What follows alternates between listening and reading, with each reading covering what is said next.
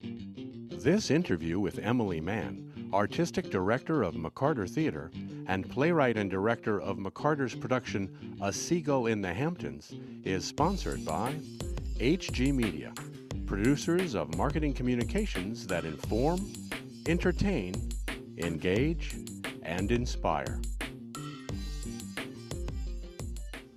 Hi, I'm Todd Reichert here in the Berlin Theater with Emily Mann, the adapter and director of the upcoming production A Seagull in the Hamptons. Thank you for taking time out of what right now is a rather pressed time for you. Yes, well, it's a pleasure to see you. Well, thanks so much. We're calling this an adaptation. And so what is the relationship of A Seagull in the Hamptons to Chekhov's The Seagull? It's a great question. This is a free adaptation. Okay. In that it's more like a new play. That is, I used the Seagull as the basic structure. The characters are all the same, but I set it instead of a lake out in the country outside of Moscow in the turn of the 19th century. I have set it in 2008, or in the present time in America, in the Hamptons. These people drive me crazy. Why do I come out here? Why do I bother even trying to have a nice time? Every year it's the same thing. I arrive, and before the end of the first day, the very first day, I wish I'd never come. And for some incomprehensible reason, I have decided to retire out here. Do you believe it? What could have possessed me to do that? I thought to myself, well, being so close, this is my fourth play of Chekhov's. The first one was adapted by Lanford Wilson, Three Sisters, which is in my second season here. But now, this is the third I've adapted, the fourth I've directed. I feel very close to him as a writer, as a theater person, and as a director. And so I thought, if he were alive in America today, what would be this play? Because I think it is a play that absolutely doesn't date. And so I've tried, basically, I feel like I'm channeling him. I'm afraid I'm going to do something so completely nuts and something that will so completely wreck my life, and I don't know if I can really stand it anymore, so... Just tell me what's wrong, Millie. Nobody knows how much I've died inside every day. I'm so in love with Alex. Dear God. You're finding the people that you found to inhabit this adaptation. Where, I mean, if you can dare say, where in your life are they from? Are they from the East End of Long Island, or are they from the theater world? Or? Oh, they're from the theater world, and they're from the literary world, and they're the children I know, and they are the children of my friends, and I also, I'm a theater person. How could I not know these people? My mother is pathetic and old, and she won't admit it. She can't stand it. Her glory days are over, so even though she hasn't even seen my play yet, she's already decided she hates it. Stop it. Why? You know I'm right. You can't mention another actress's name in her presence without her going crazy. You can't talk about anyone in the theater but her. Mention Meryl Streep, she has a stroke. She has to be the complete center of attention, and as soon as she isn't, she wants to leave or change the subject back to her. In Chekhov's writing of the major plays, this is the first of those, and now it's the last for you so to encounter. Yeah. Why is it? Why now for you? I have thought about this play for 35 years, and I, maybe longer, 40.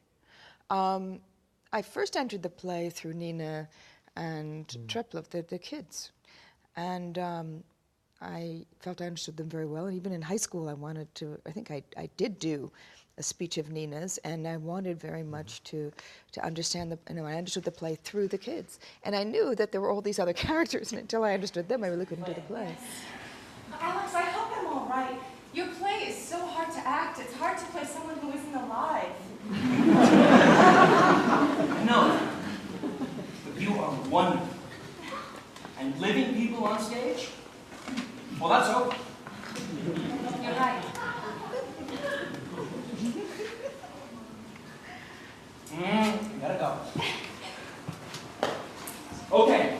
forget about the stink bug. So having been a single mother in the theater with a son, I began to understand more and more who the Arkadna character was. And all these constant veiled or not so veiled critiques of me. He would try the patience of a saint. He's a spoiled, conceited little brat. He was only trying to please you. Oh, really? Then why didn't you write a real play with characters and scenes that are even vaguely entertaining? We all write what we can and what we think we have to say. Well, what he has to say is that he's creating a whole new genre of theater because everything I do is crap. I have spent a lot of time around writers. I know who that Trigorin is. I've spent a lot of time with lawyers. I know who that Soren is. My heart goes out to each and every character. I know each and every one of them, and it was then that the light bulb went off. I said, oh yes, now I get it, now I can do it. I always wanted to be a writer, you know. And I guess I'm not. There's a great New York cartoon. I wonder if you've seen it. Two people are at a party, and this middle-aged guy is holding a drink, and he's talking to this beautiful woman, and he says, well, I'm a writer. Of course, I haven't actually written anything yet.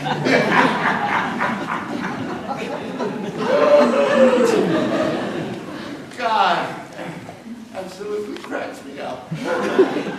It's actually, I think it might be, even though it's his first, it might be his greatest play. It's absolutely simple. It absolutely transcends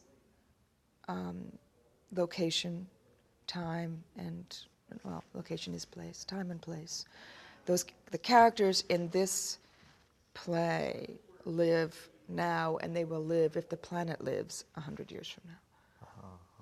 It is an astounding play. It's extremely funny and heartbreaking. And it's a perfect braid. A girl, like you, lives her whole life on the beach. She loves the ocean, like a seagull. She's happy and free, and then one day a man comes along, and for no particular reason, maybe just because he has nothing better to do, he destroys her, like the seagull. Ella, where are you? Come in! What is it? We're staying.